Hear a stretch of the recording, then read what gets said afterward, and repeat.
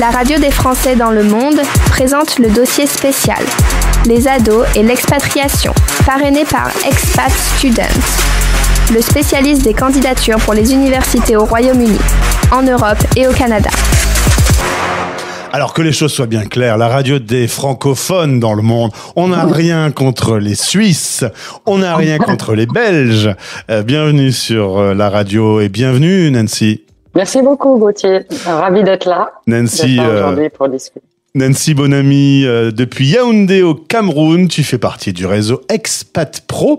Toi, tu es coach d'humanitaire. On a déjà eu l'occasion de faire un podcast sur ton travail.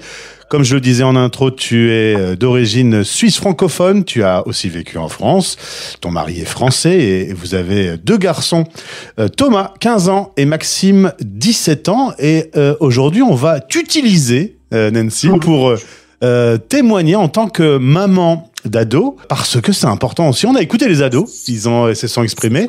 On a écouté pas mal d'experts. D'ailleurs, je pense que tu es assez fan des podcasts de la radio. Tu aimes le format de 10 minutes qui est pratique. Oui, exactement. J'adore ce format parce que voilà, on part cuisiner, on va faire un petit truc, on peut le mettre à écouter ou en voiture ou autre. Donc oui, j'ai profité d'écouter déjà les intervenants, la plupart, pas tous, pas celle du jour, mais les autres, j'ai profité de les écouter aussi. Avant parfait. De parler avec toi. Et puis avant de se retrouver aujourd'hui, tu as échangé un peu avec Thomas et Maxime. Tu as pris des notes, j'ai vu. Voilà, les avantages, les inconvénients. Être ado en expatriation, clairement, c'est pas toujours chaque jour très facile.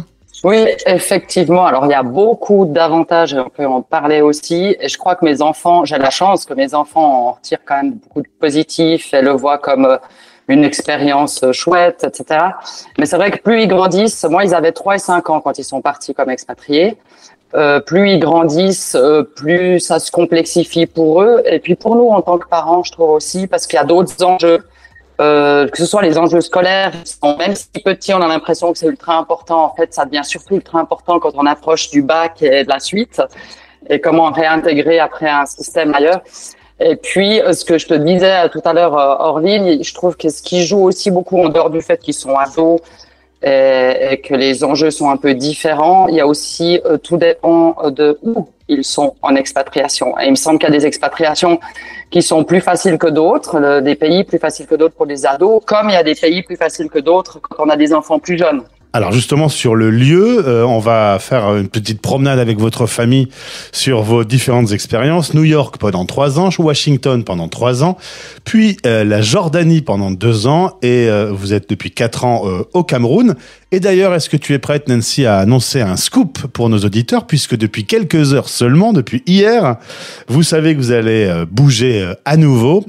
La révélation, c'est maintenant. Je le sais depuis un peu plus que hier, mais ça a été officialisé hier, donc je peux en parler. À savoir que la prochaine destination, c'est retour en Suisse. Après 11 ans d'expat, on rentre en Suisse sur Genève. Vous allez à Genève.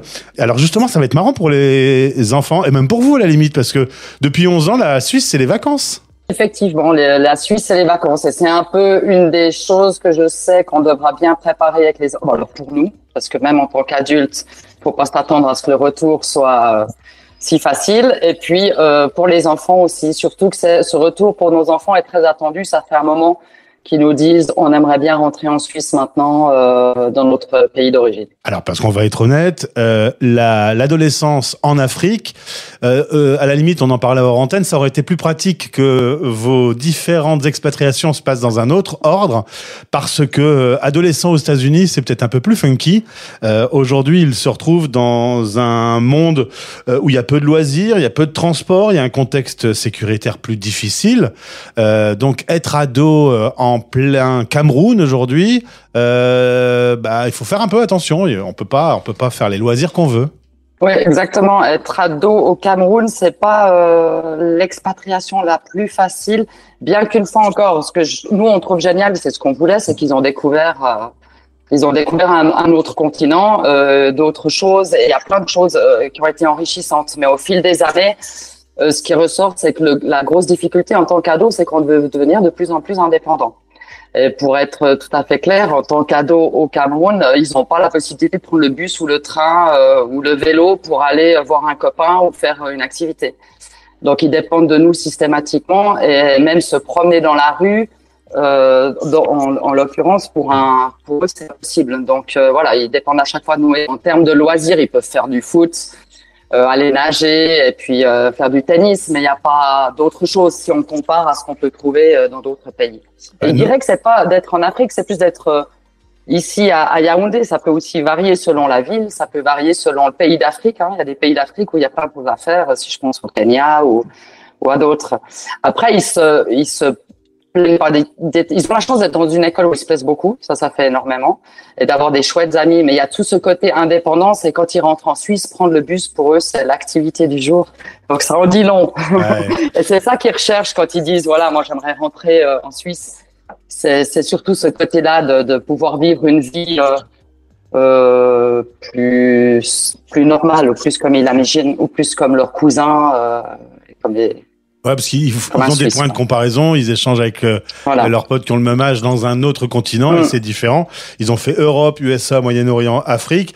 Aujourd'hui, ça va rechanger pour eux. Tu me disais, un peu dans le podcast de Cécile Gilbert, on en parlait, ça ressoude par contre la famille. Vous êtes plus proches entre vous? Oui, alors on a la grande chance de ne pas avoir de crise d'ado, de difficultés majeures. J'ai des amis où c'est des fois plus compliqué, tout dépend des enfants. Mais c'est vrai que du coup, nous, en tant que parents, on a que les bénéfices à quelque part. On devra aussi apprendre à se détacher de nos enfants une fois de retour parce qu'une fois qu'ils seront à Genève, il y a un gros travail de fond, là, je crois. Ils iront plus facilement vers leurs potes. Voilà, exactement. Ils seront moins à la maison et ils seront plus facilement vers les potes, et puis on saura plus forcément exactement où ils sont à quel moment. Mais après, c'est vrai que pour nous, on a plein de moments privilégiés en famille.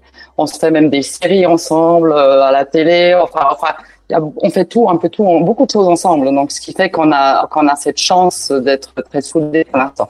Mais écoutant Catherine et Cécile avant cette intervention, je me disais effectivement, c'est pour ça que ça a été super intéressant de moi d'écouter ces podcasts-là, de me dire, ok, c'est pas improbable qu'il y ait peut-être un peu plus de caractère, ou un peu plus comment on dit, je pense qu'il y aura un petit peu plus de revendication et d'affirmation une fois qu'on sera de retour en Suisse, parce qu'il y a plus de possibilités, justement. Déjà, aujourd'hui, vous avez des débats inattendus. Tu m'as dit, vous pouvez vous retrouver dans la petite cellule familiale à parler notamment d'interculturel.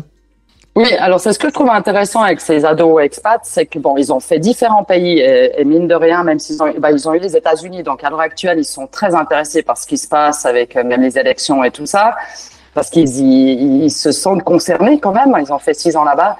Et puis après, Jordanie, Moyen-Orient, une culture totalement différente. Et puis maintenant, l'Afrique, encore une autre culture totalement différente. Ils ont des amis, donc ça, c'est les pays, mais ils ont des amis qui viennent en plus de d'autres cultures aussi.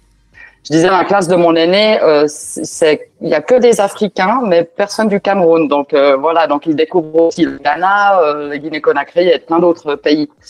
Et puis après, dans la classe de mon autre fils, il y a un Indien, enfin bref, tout ça pour dire qu'il y a un vrai mélange. Ce qui fait que quand ils ont des discussions d'ados et de garçons, je pense, je sais pas comment ça se passe avec les filles, sur certains sujets, on sent quand ils reviennent à la maison qu'il y a des choses que nous, on est surpris d'entendre de la part de nos enfants, qui viennent certainement de d'autres cultures, qui sont peut-être, qui ont une autre approche. Donc, ils débattent même sur les droits de la femme, sur l'homosexualité, tous ces grands sujets-là. Ouais, il faut vraiment qu'on réussisse à les convaincre ils viennent avec des arguments, voilà. Ouais. C'est pas toujours simple. Un peu déstabilisant parfois. Un peu déstabilisant, du coup un peu déstabilisant, mais en même temps, c'est ce que je trouve super intéressant justement, parce que ça nous remet aussi nous face à comment expliquer et comment. Mais c'est vrai, nos valeurs de base qu'on aurait si on était resté en Suisse, je pense. Alors il y a des valeurs sont différentes d'une famille à l'autre. Mais malgré tout, il y a des choses qui sont plus discutées, je pense, plus confrontées. Et là, ils vont grandir. On se disait aussi que leur âge avance beaucoup plus vite que le nôtre. Hein, c'est tout à fait étonnant. Ils vont approcher quand même des études supérieures. Est-ce que des expats font des expats souvent? Statistiquement, oui. Est-ce qu'ils vont avoir envie d'étudier? Pourquoi pas repartir aux États-Unis? Vous parlez déjà un peu de leur futur? Oui, alors, est-ce que expat ou pas?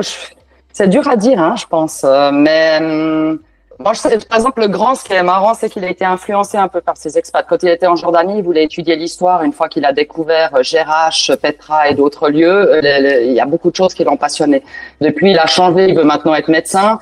mais en envisageant aussi d'aller justement à l'étranger, en Afrique ou ailleurs. Donc oui, ça, je pense que ça a aussi influencé. Le plus jeune est moins sûr en ce moment de ce qu'il veut, il verra. Par moments, ils disent, moi, je veux être expat plus tard. Par moments, ils disent, non, je voudrais pas. Aujourd'hui, vous êtes une famille très soudée, tu le disais. Si le plus grand s'en va faire des études loin, le cœur de la maman, t'es prête à ça parce que ça pourra arriver. Oui, il faut que je me prépare. Hein, de toute façon, il prend à un moment donné, ça c'est sûr. Donc à voir, effectivement, c'est tout à fait possible qu'ils partent ailleurs. Mais à ce moment-là, ce sera à moi de travailler sur moi, pas à eux. Je ne pourrais que les encourager, comme l'avaient fait mes parents, alors que c'était une autre génération. Ils m'avaient tout à fait encouragé, alors qu'à l'époque, on n'avait pas du tout les mêmes moyens de communication. C'était encore d'autant plus difficile. Mais c'est vrai que parlant de la suite, ça a été pour nous le gros enjeu de cette année, l'année dernière, qui est très compliqué. C'est au niveau scolaire, comment la suite en fait. Et donc à chaque postulation vers un nouveau pays potentiel, il fallait vérifier qu'il y ait vraiment le système scolaire dans lequel les enfants sont actuellement, parce que c'est trop tard pour changer. Ouais. Ils ont changé 3 fois de système scolaire, mais là c'est trop tard. Et ça a été extrêmement compliqué à gérer. Et ça le reste, là en Suisse, on va pas pouvoir les mettre dans le système suisse, c'est trop tard. Donc ça veut dire aussi au niveau financier un gros impact sur tout ça, parce qu'il faut qu'on les mette dans une école qui leur permette le premier. Il est dans sa avant-dernière année du bac. La dernière année, c'est l'année prochaine. Être parent d'ado finalement expatrié, est-ce que c'est facile ou est-ce qu'on se pose plus de questions que si tu étais resté à Genève toute ta vie ?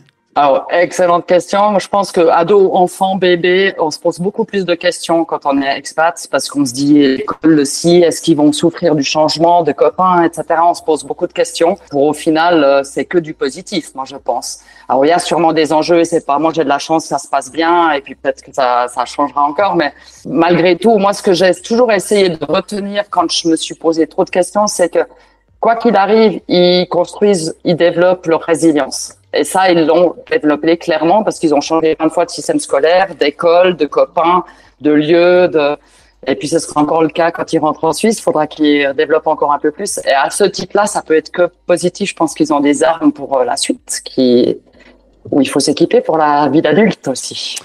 Merci beaucoup Nancy pour ce témoignage important. Et puis on aura l'occasion d'avoir prochainement un parent qui vit par contre dans une situation très difficile. Alors, on essaye de voir tous les éclairages, parce que là, on peut pas dire que ça soit complètement le pied, mais en tout cas, dans peu de temps, les choses vont évoluer, quoi.